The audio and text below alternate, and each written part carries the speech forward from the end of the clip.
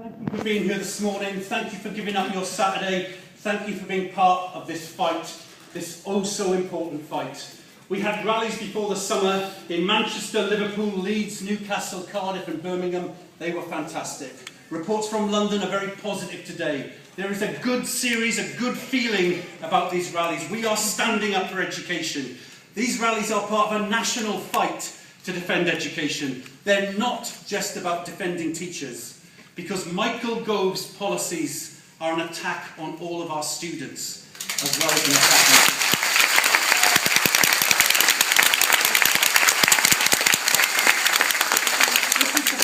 Lives to defend the profession we love and an education service that treats all children equally and does its best for all of them. That's why it's so important that our two unions are working together, the two biggest teachers' unions working together. And it's also why it's important that today we're sharing a platform with parents and governors and students, as well as teachers, as well as trades unionists. It's important that we're reaching out. We're here to defend the best in our education system and to continue to develop it. We aren't complacent. We want improvements, but we have to defend the best and oppose the changes that Gove is making. We're here today partly to explain to the media the threats that our schools face, because they so much misunderstand them. Yes, Gove's attacks are about teachers' pay and conditions, but they're part of a much wider attack on the education system as a whole. And you're going to hear about those attacks from the fantastic panel of speakers we've got for you today. We need teachers from all over the country to reach out to parents and school governors to explain what is happening in our schools, to explain the damage to morale, to explain how many good teachers are leaving, but also to explain the rest of the attacks that Gove is making on us.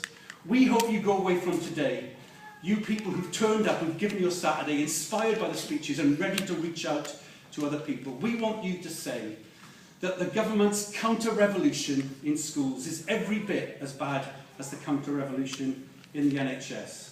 Government ministers are running down our education service. They say exams are too easy. They say teachers leave work at 3:30. They falsely claim we're way down the international league tables. There is a purpose to these lies. They are softening us up for privatisation. They're driving the public out in stages from the running of education. First of all, local councillors driven out by the Academies programme, reducing the number of parent governors, reducing the number of staff governors, destroying local authority support services, driving out the unions, creating a crisis which they will then solve by private change gobbling up schools. All of this buttressed by attacks on anyone who speaks out against it. Disgraceful attacks on parents like those at Downhills Primary in London who didn't want their school to become an academy.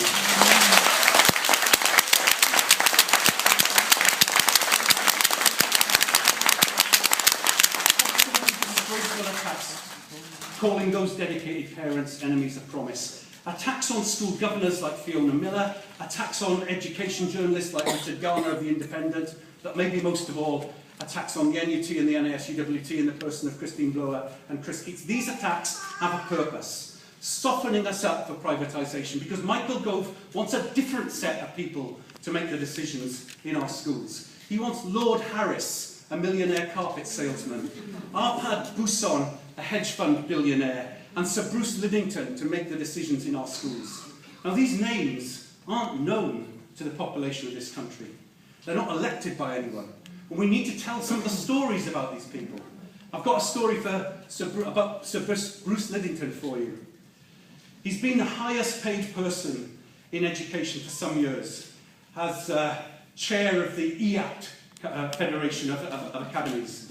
£300,000 of taxpayers' money he's been paying himself a year, even before they're allowed to take a profit out of our education system. But just last term, Sir Bruce had to announce that he was going to quit in October, following what Education Investor website, did you know there was a website called Education Investor? Education Investor website says was pressure over alleged financial mismanagement.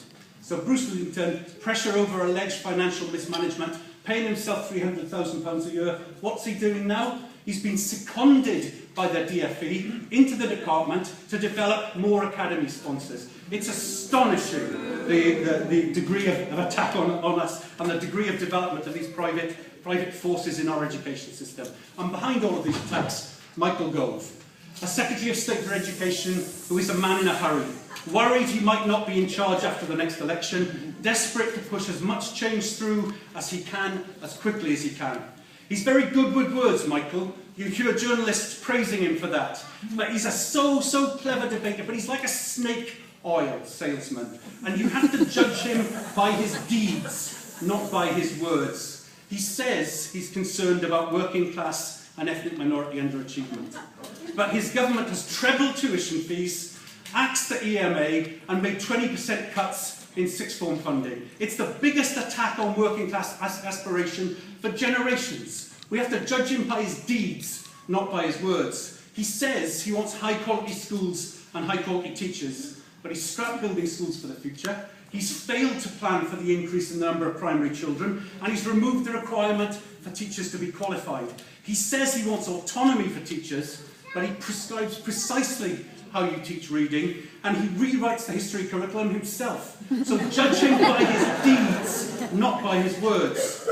He claims academies and free schools will bring about improvements in results. But on that, we should judge by the evidence, not by his words. As you know, what I've said about the Downhill's parents already, they asked Michael Gove and his civil servants for evidence that academies could improve their school. They were given none. They asked specifically for evidence that Lord Harris's chain could improve results in primary schools. They were given none. Even Michael Gove's civil servants had to admit that they had no evidence that academy status improves primary schools. Instead, they retreat and say they've got evidence that academy status improves secondary schools, which is a different notion. But even there, his evidence is false. He claims that the increase in results in London secondary schools is due to academisation. He makes this claim regularly. However, a study that they commissioned by Professor Merrin Hutchins says the increase in results in London schools are not due to academisation. Instead, she says they're due to a stabilisation of the teacher supply and a programme called City Challenge. She says this scheme recognised that individual and school communities thrive when they feel trusted, supported and encouraged. She says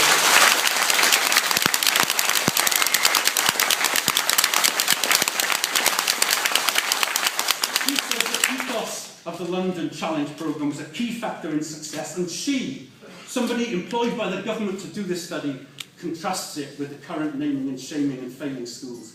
Precisely the reverse of the way Michael Gove talks about us. And in fact, one of Michael Gove's first actions on becoming Secretary of State for Education was to close the London Challenge and the Black Country Challenge and the Birmingham Challenge. He closed these programmes even though they were working, because they weren't about privatisation, because they weren't the academy programme. So his connection with evidence, you will see, is pretty slight.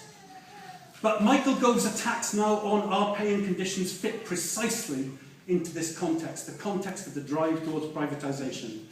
His proposal on pay is to deregulate, as teachers in the room know, to remove the points on the pay spine, which will make it easier to hold down teachers' pay, to remove portability, so if a teacher makes progress in one school, they can't take it to another, to introduce so-called performance-related pay for the 4 pay points currently not covered by it. And all these attacks come at the same time as the introduction of very many more unqualified teachers who can be paid even less. And you have to ask yourself, why does he want to deregulate pay?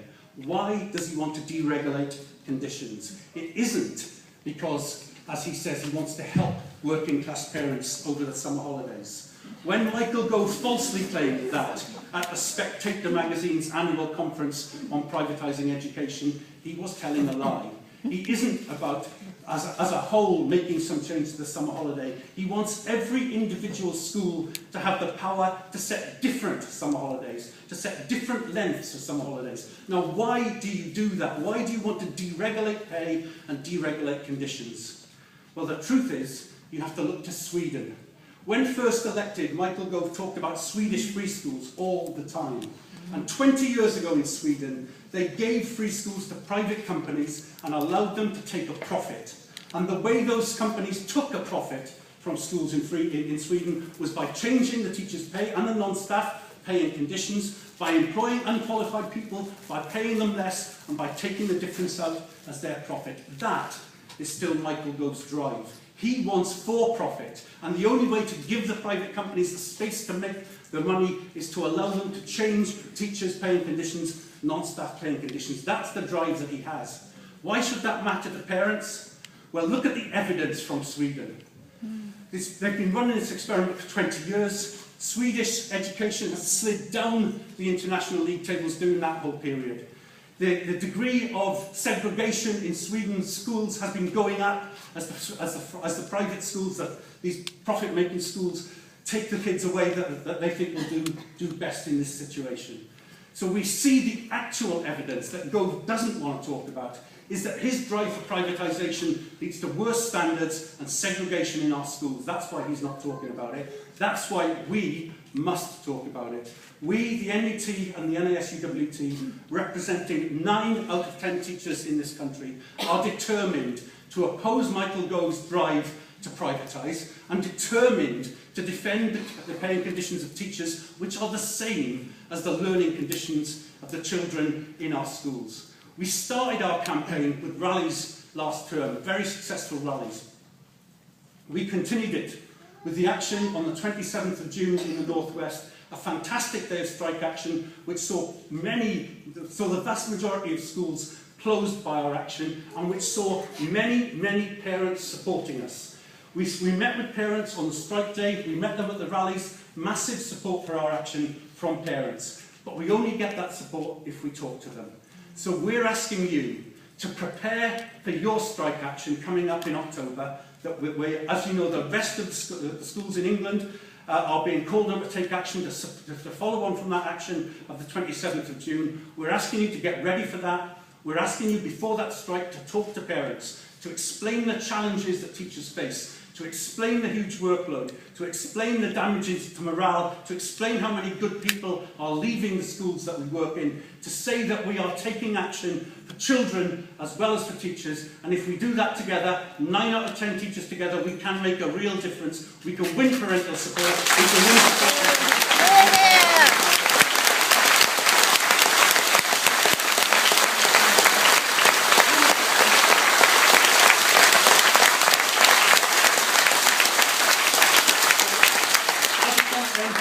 Thank you again for giving up your Saturday. Thank you for being here. Let's go forward together. Together we can make a real difference and defend education.